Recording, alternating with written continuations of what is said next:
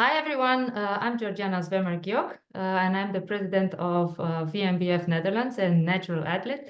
And today we are with Gijs Wulsen. I said right your name? Yes, you did. Yeah.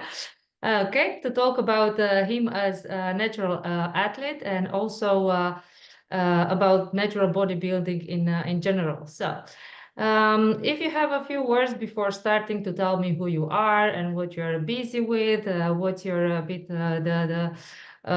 life context at this moment, then we'll appreciate it very much. Yes, very happy to be with you on the first podcast here for WNBF Netherlands. Yeah, as you said, my name is Gijs Wulsen. I've been a natural bodybuilder, or at least I've been training for 11 years now. And I just did my first bodybuilding season this year, where I did 3 shows.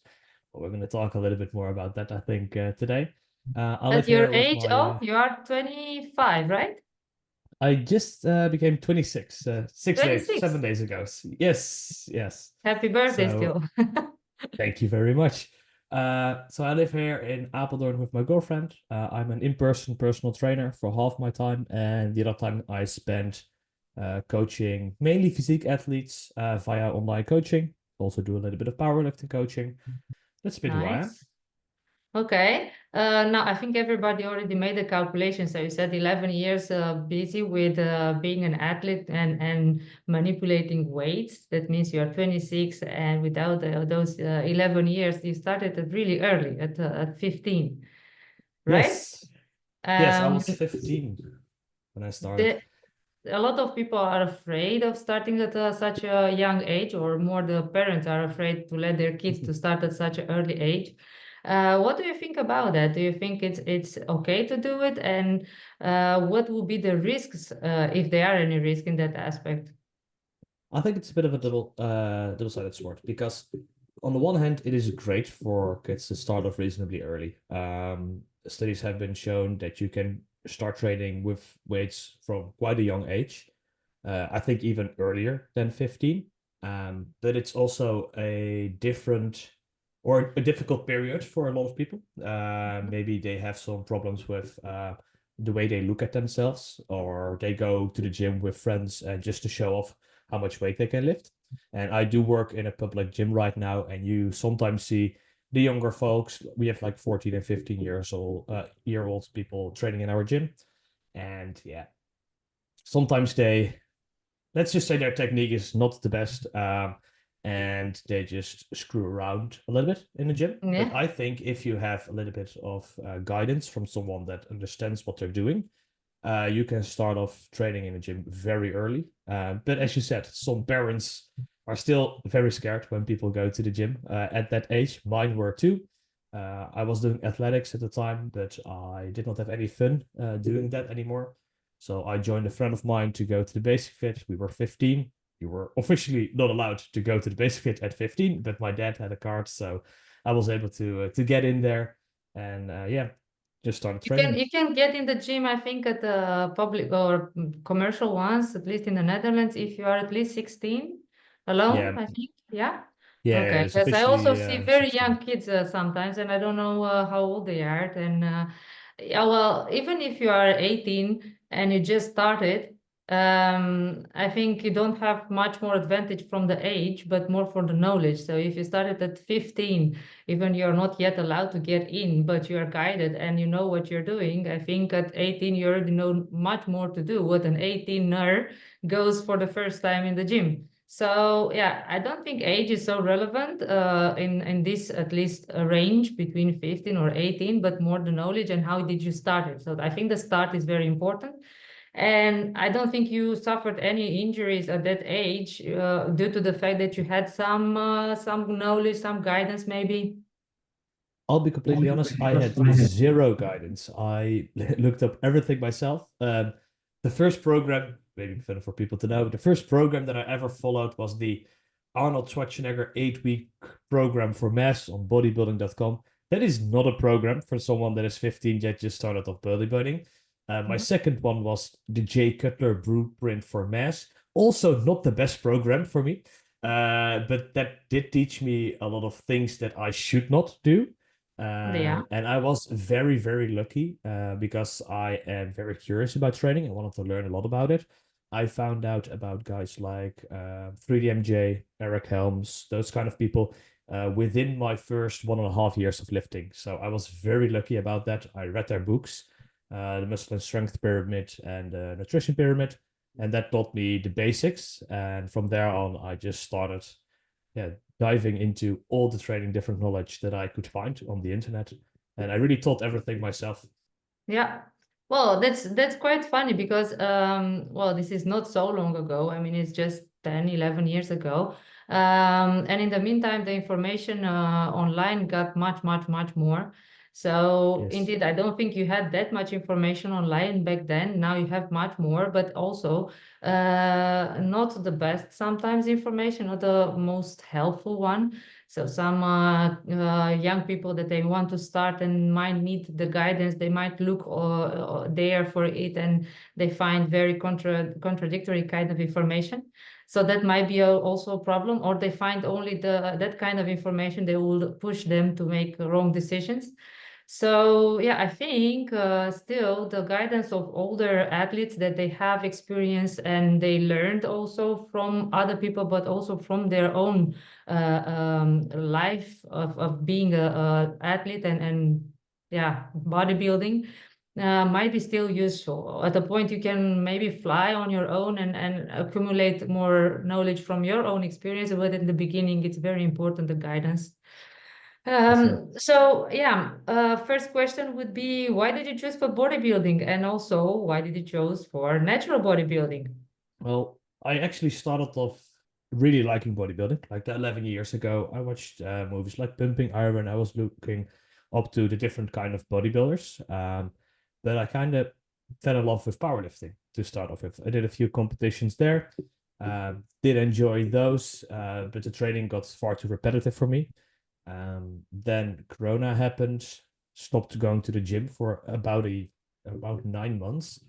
Woke up one morning looking at a mirror and thinking, Gijs, you've been training for quite a long time, or minus the half year that I didn't do. You look terrible. I think it's time to get back to the gym. So the gym's just opened up, fixed my nutrition, went back to the gym, and yeah, I just went full send on my bodybuilding journey. Tried to put on as much muscle mass as I wanted, and I always said, at about 10 years of lifting, I think I want to do a bodybuilding competition. And yeah, well, now we're 11 years later, and I actually did my first bodybuilding competition, three actually. The reason I chose for WNBF Netherlands, I also did a show with the Belgium affiliate and the Italy one, is because I heard some very good stories about the organizations online. Really liked the show, and I'll be honest, also timeline wise, it made a lot of sense for me. I like having shows around August, September, October, that region. I don't like to be prepping in January or in December. And yeah, prepping as a natural athlete does take quite a little bit of time. So it was a combination of hearing good stories about it online and also timeline wise. So indeed, you did only in the WNBF, the World Natural Yes. Bodybuilding Federation. And we in Europe are focused most of the affiliations to do our competitions, national competitions in the period of end of summer, beginning of autumn. Also to culminate with a World Championship in the US that is usually in the second part of November, that giving chances to athletes to do more competitions, but also to have a kind of warm-up competitions and improve their physique, bringing more conditioning. And yeah, for most of us, the most important thing is to have the best physique possible at the World Championship, where it's the biggest challenge too. But knowing that exist other natural federations, bodybuilding federations, or so-called natural, what made you to choose the WNBF being one of those? And yeah, what's your plan further also about competing? The main reason why I choose WNBF is the testing protocol. I think it is the best out of the options, especially here in the Netherlands, with the polygraph testing being done for every single athlete. and also just the urine and maybe blood testing if you win a class or get your pro card. There are some other federations that don't do the polygraph testing, and I think the polygraph testing may not be 100% accurate, but it will make sure people that aren't natural are maybe a bit scared to join the competition. So I think it's a good deterrent. And it's a great way to at least make sure everyone is tested in some way. Yeah. Because doing a urine or a blood test for everyone is simply just not feasible money-wise, and I understand that. But a polygraph test is a great option. So I think that's the main option. And also being able to compete internationally, because I competed with the Belgium one and one in Italy, and I had some great experiences there too. And I made some great friends. In the different countries. And I think that's also a very fun thing, because natural bodybuilding is kind of small in the Netherlands, which I think it's sad.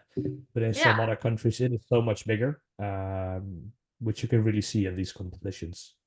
Yes, we are gonna work on this aspect indeed to make it more known, because I think being more known, it becomes more popular, and doesn't matter if it's natural or non-natural bodybuilding. A lot of people going to the gym don't know that they have the chance to compete.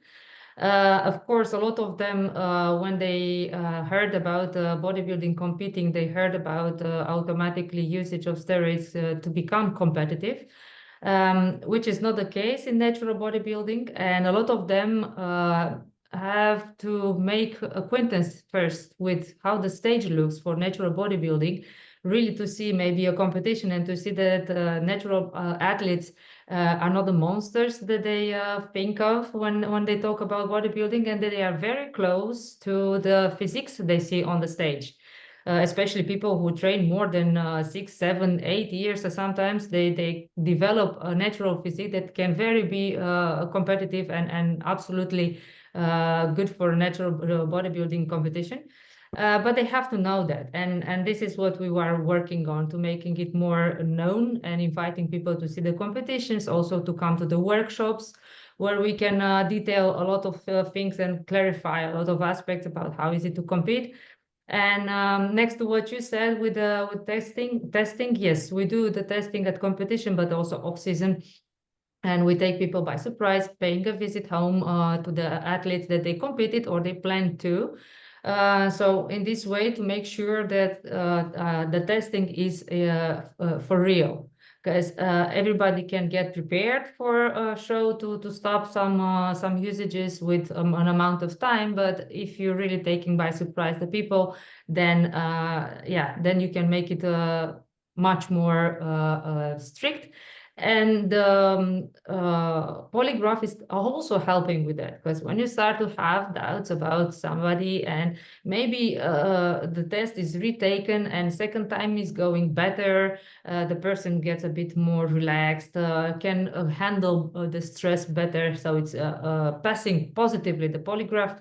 Then you think, okay, which was the reality? Did he did something or not? But when you keep that person in the objective, and then you think, okay, now I'm gonna test him also off season, and it comes clear, then you have an extra certainty that the person indeed is natural. So it was just maybe a moment of stress or not understanding the question.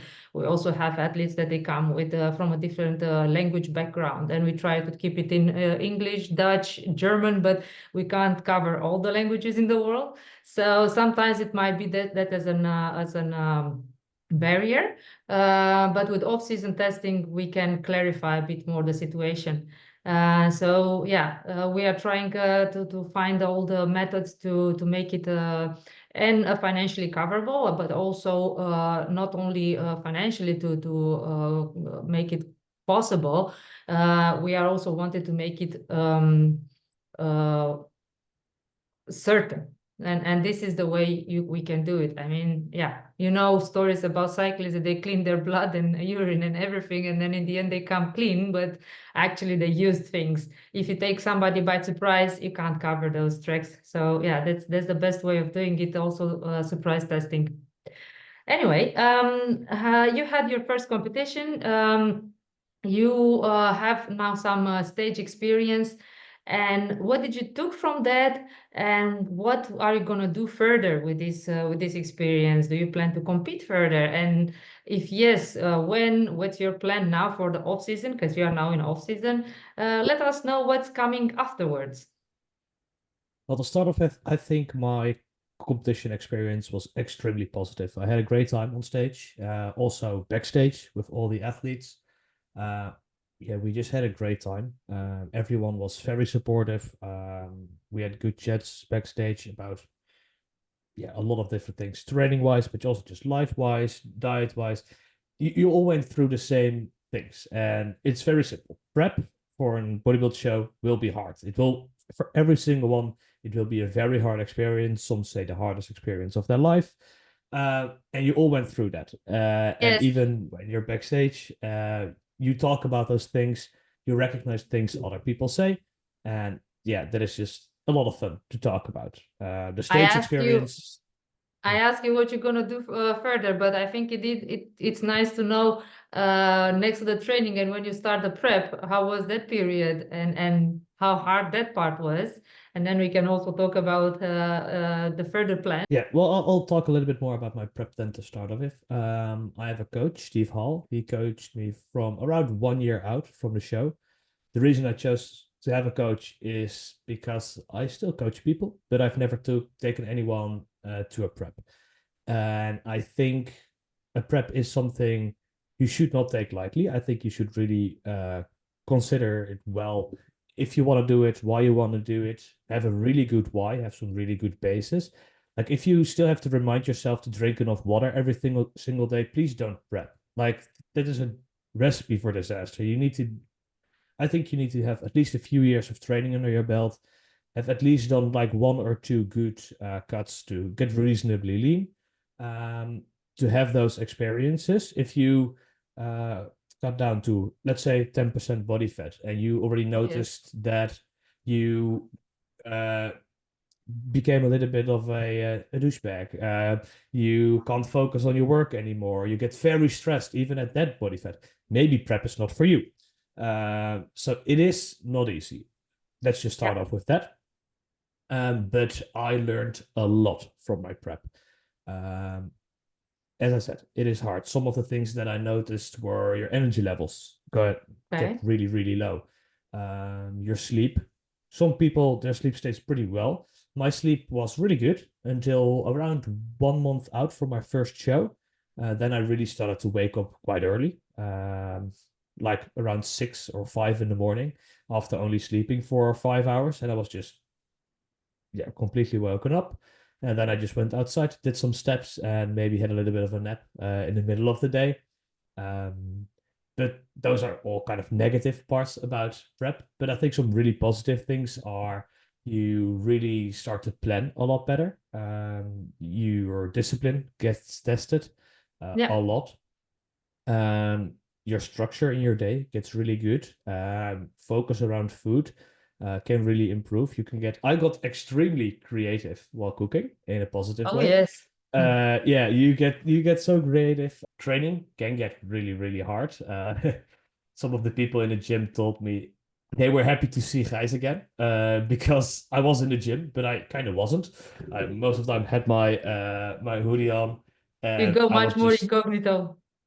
yeah, you go incognito, like you're not in for all the chatting and all the talking sometimes in the gym. You just want to focus on getting your stuff done and then going home again and having a little bit of food.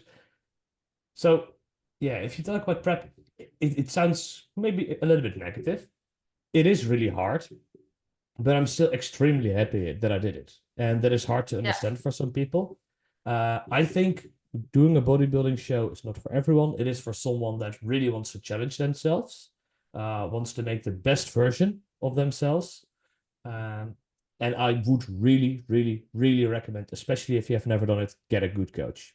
Get a good Yeah. coach, because don't do this by yourself. My coach made so many decisions that I would not have made or would have made a different decision.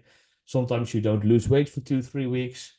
And you just want to lower your calories, you want to up your steps, all those things. And my coach really had to pull me back most of the time. One of the things that I did is I always wanted to get more steps, more steps, more steps. Because I was like, oh, if I get like 3,000 steps more, that's a little bit of calories burned today. But because my steps kept getting higher and higher and higher, my fatigue kept getting higher, Absolutely. which it impacted my sleep, which impacted my leg day training, which impacted my overall mood. And when we lowered my steps by around 3 to 4,000 and kept my calories the same, I actually started to lose more weight because I was just holding water because of stress. So So yeah, yeah, get a good indeed. coach. These are things indeed somebody can help you see from the outside. Because yeah, the tendency is to push, push, push and not know where to stop, or not knowing that sometimes less can be a bit more. And we are having this tendency of exaggerating with cardio. Cardio is amazing, as amazing tool, but if you use it exaggerately, of course, you're gonna ruin things. Like a hammer, it's also a tool, but if you smash too hard, then you're gonna break instead of fixing. So yeah, every tool has its own way of being used, and you have to know in what are those limits. Of course, somebody who's more experienced can tell you these things. For you was indeed the first time also. I think you learn from it, and you will know in the future to avoid some mistakes. It's never gonna be that you know 100% to make the prep at 100% value, but you're coming closer to and closer to that. And from a prep to another, it's absolutely easier because first of all, your body get adapted of burning the fat, so it's not going to be so stubborn in the future. You're also more adapted with the cardio, so your body is becoming even more efficient during the cardios to burn the fat. Basically, every single process you went through in the first prep is becoming at least 1.1 better next time, and so on. So people who decide to do only one time, they lose all this huge knowledge that they got through first prep, that they can use it for the next time, knowledge and also adaptation of the body. Basically, second time it's much easier than I how to say it is not multiplying by two, but it gives much more than 50%. It's just giving 70-80% advantage to get afterwards only the small percentages and add to get your prep at 100%. So yeah, definitely it's to repeat it. It's like you just started to become better at something and you learn the basics of playing piano, but then you stop and never practice again. It's the same thing. You're never gonna play piano, but you put the base there. So basically now it's just to just practice and enjoy the process. So yeah, now we come to the next questions. What do you plan for the future in this aspect about competing? Well, I got some really good feedback from all the shows, which strong points I have in my physique and which are my weak points. So my main plans are fixing those weak points first. If I look at all my stage pictures from the 3 different shows, we could really see my strongest points in my physique for sure are my calves, my quads, and my delts. Um, with every single lineup that I stood in, those three really stood out. Some of the more neutral aspects of my physique, I think, are my hamstrings, my arms, and maybe my chest. Could also see chest a little bit as a weak point. But the main feedback I got from all the competitions was get your back and get those glutes bigger. We really thought, my coach and I, that my glutes were not a weak point at all. But I just had a little bit of a fat ass, let's just say it that way. Because when we were, we were looking at the shape updates in the beginning of prep, everything looked great. And then we were at 74 and there was still a lot of fat on my butt. And then we were at 69 and there was still a little bit of fat on my butt. And then we were at 68 and then everything just disappeared. So that was a wise lesson. And if you look at pretty much all the side back shots, so back bicep, back leg spreads, but also the relaxed and side relaxed shots, you just see my glutes disappear. So that is something that I'm really working on very hard. And also mainly the thickness in my mid and upper back. If we look at my leg spread, look pretty good. Yeah. But you really see the thickness in my upper back really, that is something I really had to work on. So we made a nice training program to specialize on those muscle groups and get them a lot bigger for the foreseeable future. And I What is really your want to take. what is your how do your training looks now? Yes, I train 6 days a week now. My Monday session is a hamstring and glute focused leg day. Then the day after, I do a back day. I also do a little bit of shoulders and biceps, but it's mainly just back. Day after that, that's today, I have a push session. Then tomorrow we have another leg day, which is also hamstrings and glute focused. Then the day after that, it's a pull session again, and then it is a push. So pretty much something of a push-pull leg split, just a little bit different. Train arms around 3 times a week, volume-wise, same as side delts. And because my hamstrings really don't recover well at all when I'm cutting, I can do like 6 to 7 sets in an entire week. If I do more, there's overlapping soreness. But when I'm gaining, my volume ramps up quite a bit. I have done around 12 to 13 sets of hamstrings / glutes in the week when I'm peak off season. So we're now slowly building that back up again to be able to handle a little bit more volume. So that's pretty much how my training sessions are. We're looking now between 55 minutes and 1 hour 20 minutes. That's the time that I take per session at the moment. And it's also 6 sessions per week? Yes. Yeah, I started doing that now after my competitions. I've always trained 5 times a week, but we wanted to spend a little bit more time on the upper body. So now I'm able to split up my my upper body session, more of a push and a pull focused session, which gives me a lot more time per muscle group and also more focus. Because normally my Saturday session was about 2 hours, and then the last 20 minutes, you're pushing yourself through it, but there's not perfect focus. But when you do 2 times 1 hour, it's just a lot more quality.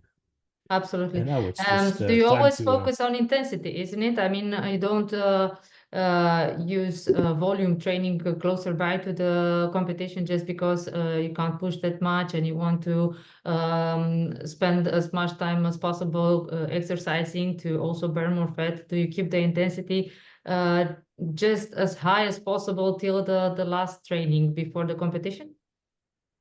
I wouldn't say as high as possible. When I start a new training block, most of my compound exercises, I'll start around 2 to 3 reps in reserve. And with my isolation movement between 0 and 2 reps in reserve. And from there on, I set a baseline. So I have some numbers that I do for each exercise. And after that, each week, I just try to improve on those. So I pretty much only think about my reps in reserve in the first week.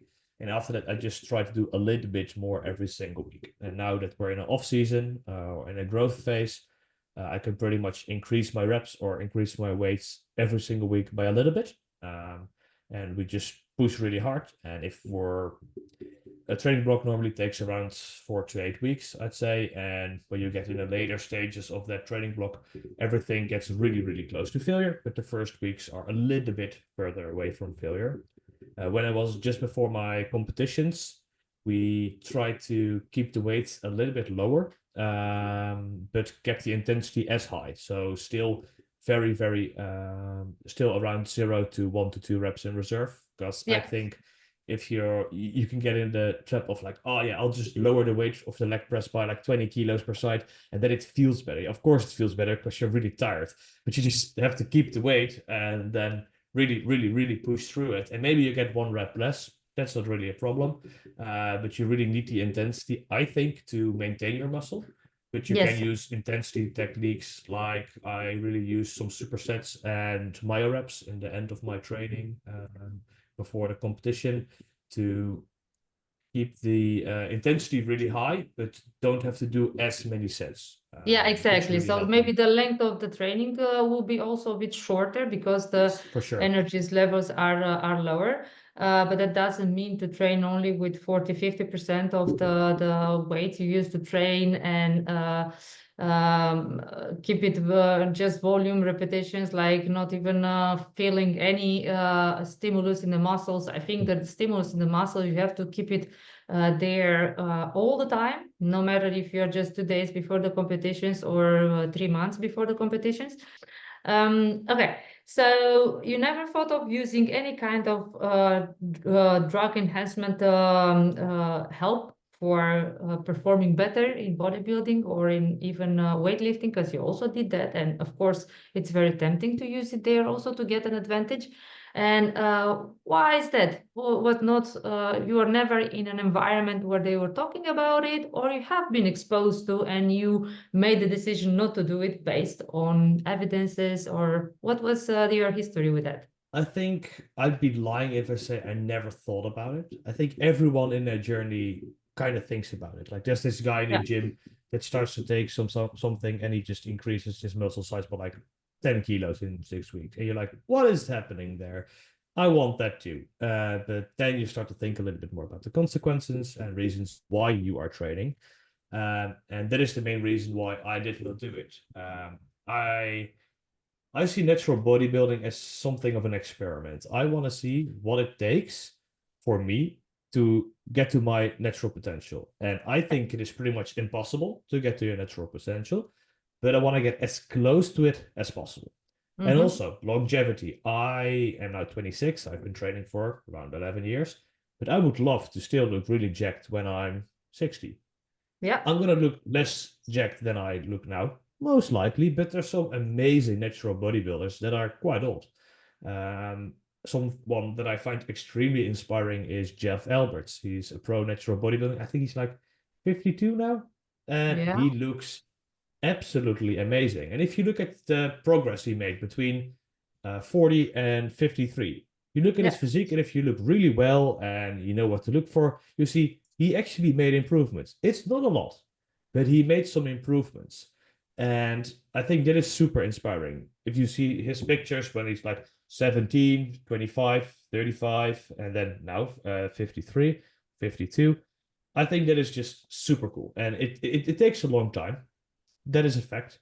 But that is the main reason for me. Like I like longevity. I want to be able when I'm very old and I have maybe grandkids, I want to be able to play with them, be physically fit, still look pretty good, even at that age. So I think that those are the main reasons. Good, nice. Well, now at this age, I think it's just normal to think like this. And of course, your growth hormone and your testosterone are all at the optimal levels. You feel that you have a lot in reserve and that you can still grow from there. Yeah, well, we have to think all the time indeed in perspective and think how everything that you will put in your body will affect it for a long term, especially if what you put in your body is meant for somebody with a deficiency, if some is meant for somebody having a disease, because basically we interfere with the medical resources when it's something not going right and we have to fix it.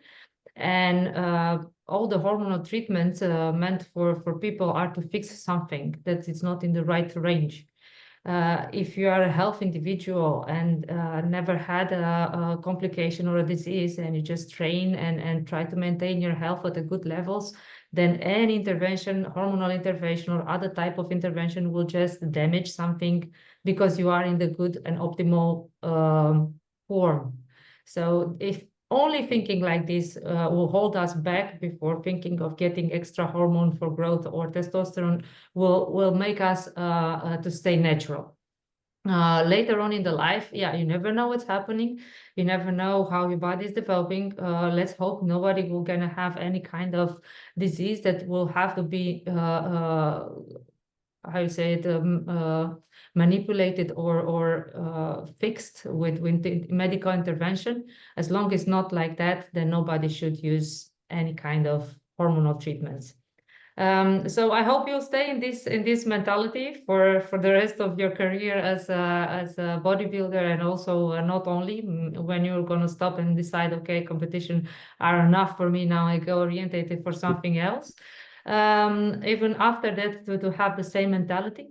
When we encourage everybody to do it this way. So yeah, let's see how many people will be convinced in the future, considering all the bad examples we have from the other side. And I hope that will be a bit more making more awareness in that direction. Of course, we don't want that. We want people to come to this conclusion before any bad example. But I think as humans, we are reacting much more when we see happening. when it see it happening, we are much more scared and realizing, oh, this is real.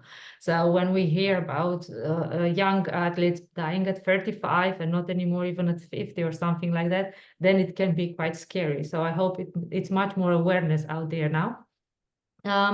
What's your plan for the future in competing? When do you want to compete again? Next year, over 2 years, over 3 years? What's your period you want to give to yourself for improvement? My plans aren't to compete in the next 2 years. I really, really want to focus on building up my weak points and just my overall muscle mass. I have been training for 10 years now, or more than that, but I have not been focusing on bodybuilding for all that time. And I think if I spend a good off season with a few years of really, really productive training, I can really put a next level physique on stage. And I really think that I want to compete again, but I don't know exactly when. Bodybuilding has always been a part of my life, but during prep, it has also taken away from some aspects, like doing stuff with friends, going out with your girlfriend, and those are very important aspects for me. And I really want to recover all those relationships with my friends, with my girlfriend, make that great again. Really also give them the energy that they deserve. And I think in an off-season, bodybuilding is such an amazing add-on to your life. So I really want to spend, I think, at least 3 years building up some more muscle. And I am for sure planning to compete again, but I cannot tell you when again. I think that will have to do with two things. One of them is if I really think my physique has improved. I think that is one of the most important things. And when I'm physically and mentally ready to do it again. Yes, that's a good approach. What people need to know is that during this growing phase, you also have periods when you do some mini cuts depending on when you are with your body fat percentage to see how your body reacts to those, how much muscle mass is preserved, and also have a bit of insight of what you grew to that till that moment. And of course, we as natural bodybuilder, and I think not only, should approach the growing season as not a bulking season, but more as a improvement and muscle growth period without necessarily becoming much bigger in fat percentage, and coming to a threshold where we feel comfortable, where we can have a good hormonal balance, but also be able to move easily, to be athletic and not heavy. When we start to lose our conditioning because of too much fat mass, then it's also not a good spot to be. We don't need too much fat to build up muscles, and as much as you can bring those in such a balance that one, it's not so much depending on the other one. We know that when we have more mass, we can push more mass, we grow more muscle. We also have to consider that when we become smaller, that we reduce also the muscle mass. So we have to find a way to be small as not so big, but push more. It sounds a bit logic. You can see those ants that they can lift how many times? At least 10 times their body weight. And you think, how is that possible? We'll never be capable of doing that. But that says something about the fiber density and muscle strength that makes us capable of pushing more than you would logically be able at that body weight. I see myself, by example, now staying after more preps at a lower body fat percentage, but pushing almost as much as I was doing when I was having more mass, general mass, more weight, body weight. So I think if you get to that point, you already realize, hey, this is an improvement already in an off-season condition. And we have to aim for it, and it's possible. That means consistency and everyday thinking of, okay, how do I make myself optimal in training, in sleep and recovery to achieve that point? So I think you're now in that area, and I'm sure that you'll go further and further in that aspect. We're having also a very nice age for it, 25. It's amazing to be in the middle of this improvement period, and you'll come back with an amazing shape for sure. Even for the first show, you have an amazing shape.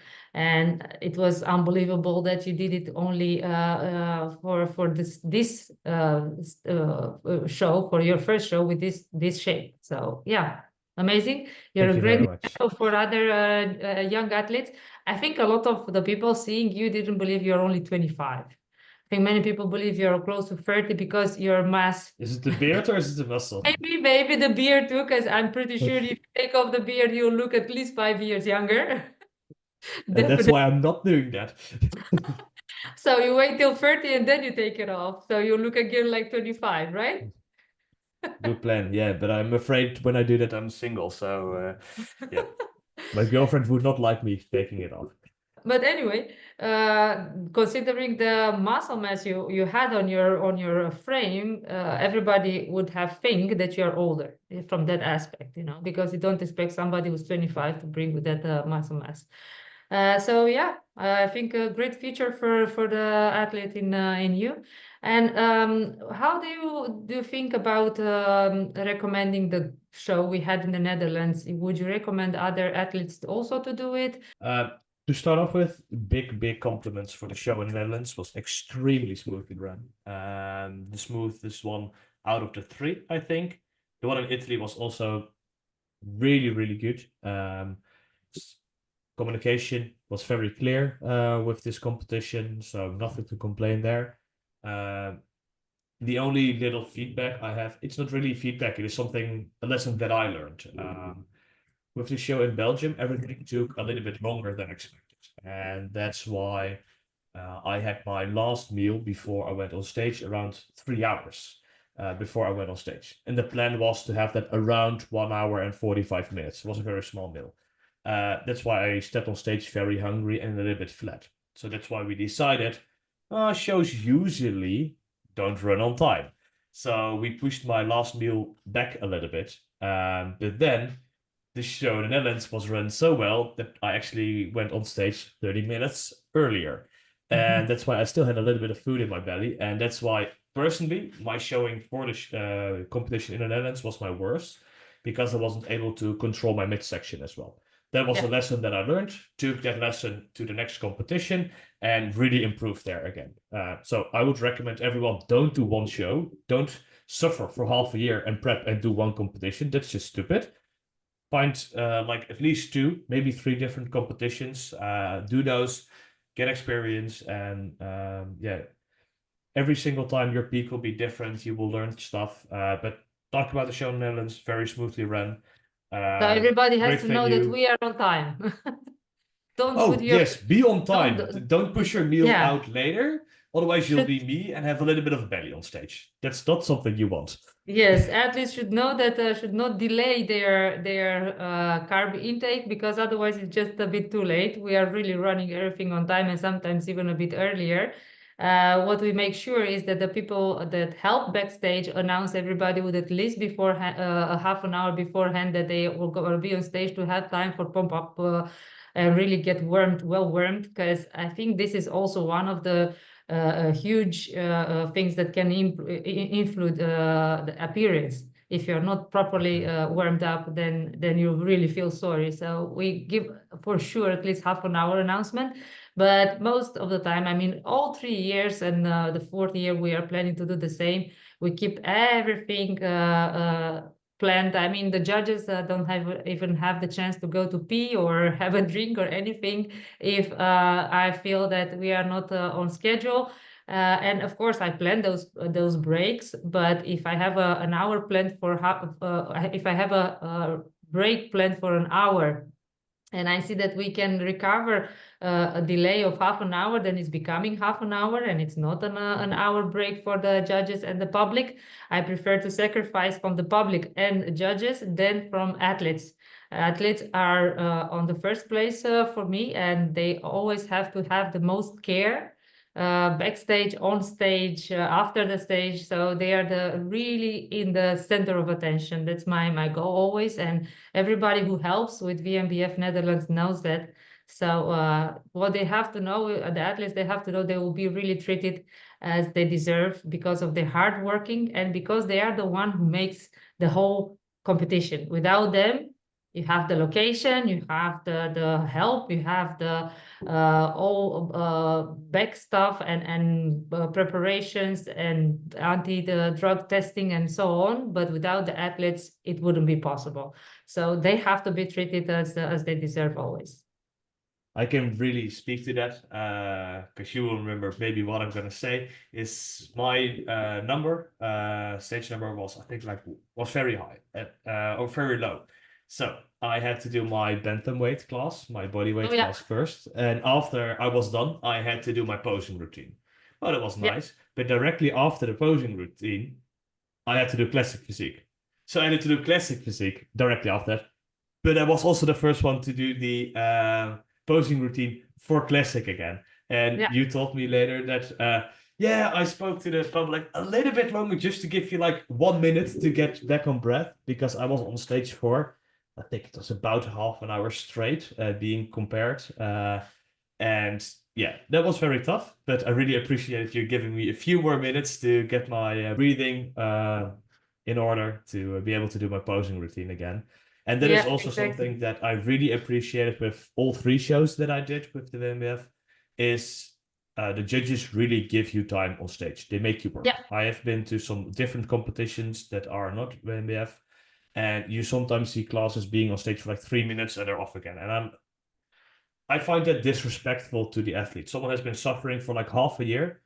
Make them work. I really like seeing bodybuilders being put through the gauntlet of being on stage. I think in Belgium there was a great example. There was they started comparing the heavyweights, and I was like, okay, this guy's gonna win, like within a second.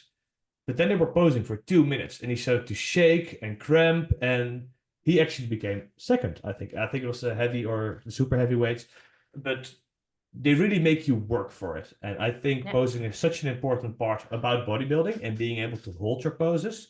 yeah, So every tip for someone that is competing: start early because if you start too late, you don't have energy anyway to do your posing, true. and really do it a lot.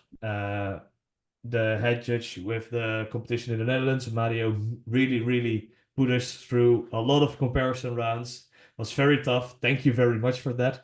But at Yeah. least you get the stage time you deserve, for sure. Yeah, we had the same kind of feeling with your friend Vessel that also had to do more routines and comparisons Yeah, and at the point with the last routine he was so finished that the last couple of seconds he was just okay, I'm finished. He I'm couldn't go done. on. I'm out. He Yeah. was so exhausted, but the public appreciated that. And after you being so tired after the competition, and you remember all the moments on the stage, yeah, you can only be happy and have that adrenaline and endorphin that comes up, and you can only remember the good parts of it and barely the bad ones, and that makes you stay motivated and want to bring again your better shape, your better version in the next competition. And to be honest, with all the athletes I talked to this year, none of them meant to do it only this year because they realized with the feedback they received from the judges that there is place for improvement, that they can get better and better, that they should be there because they are real athletes, that they have something to bring. Um, and not just to fill up a number of people to be on stage, Mhm. but they really have quality. And to be honest, so far, every single show we had, the level of the athletes is so high, it's amazing, which is yeah also good because it makes you to want to become better, to want to beat your present condition and shape. So yeah, it's a huge and beautiful example for everybody else, athletes or not, that comes to watch it. What you can do with your body if you train naturally and maintain a healthy lifestyle. So yeah, first of all, I want to thank you for being a part of EMBF Netherlands on stage and for the future also backstage because you in the off season offered yourself to help us. and continue to support this community of natural bodybuilding, but also WNBF especially. And I'm pretty sure you have a lot of things to bring into, plus your initiative in coming more transparent to the outside through social media, and also talking directly to athletes in the gym. So yeah, only appreciation words to it. Thank you very much for that. Also with the Thank you. workshops, you want to contribute with your knowledge too, and also your studying. So for the people who will come to the workshops in the Netherlands, they will also have the possibility to hear you also. What I want to encourage is also the athletes and people that competed, but also the one that wants to compete in the future, to address to us, so we can also talk with them in these kind of videos, and not only, so they can also have the chance to share their experience as an athlete, and have be an example for others, also women athletes. I'm pretty sure that a lot of them out there, but they never had the chance or thought of talking publicly like this. So yeah, I hope we can create a bit of movement here, and hear from other people too. If you have anything else to add, I'm open to hear from you, and then we can round it up. I think just two last things. One of them, go to the next workshop. Is it the 30th of November? Am I saying it right? Or is it the 23rd? Yeah, the next workshop, it will be 30th of November, and we will keep it in Almere, the compound gym, really nice gym. Perfect. Yeah, so go to the workshop. It's at Almere. We're gonna do some posing. We're gonna talk about intensity techniques. I'm gonna have a small presentation about that. I really wanna get in contact with everyone that is there. Make it an interactive presentation. Share ideas how you, the people that train, implement all those things like supersets, drop sets, myoreps, and have a fun conversation there.